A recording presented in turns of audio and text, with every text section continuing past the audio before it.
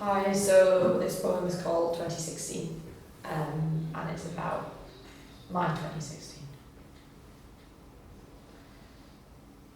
I remember hospital corridors and A&E waiting. I remember the smell of hospital soap and the first shower in 48 hours. I remember that so thin blue mattress in her eyes when she told me it was the best she could take. I remember aching from head to toe with the weight of all this. I remember person after person telling me that I was doing this wrong, that I wouldn't get better. I remember creamy yet somehow tasteless hospital food and the near ceaseless ringing of the alarm. I remember people grabbing at me, my arms, my legs, my stomach, pinning me down to the ground, telling me to stop it now. I remember tears being cried by everyone else as I ached with the pain inside. I remember the aching pain of my scalp as I tried to pull apart the soul of who I was.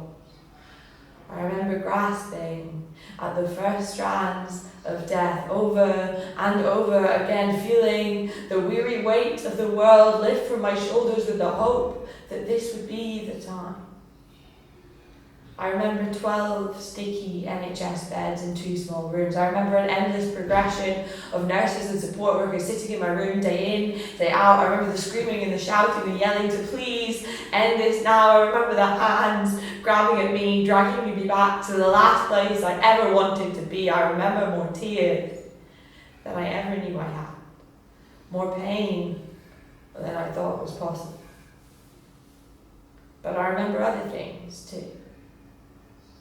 I remember learning all the capitals, laughing at their ridiculous names one by one. I remember lunch in Cafe Grand and cigarettes in the summer park. I remember Thai meals and pancakes at Happy Box to fill the moments when I just couldn't anymore. I remember people always coming and finding me when I was lost to myself. I remember people holding me tight in their arms, saving me from myself time and time again. I remember paintings painted and poems written. I remember wars decorated and cakes made. I remember more kindness than I ever knew existed.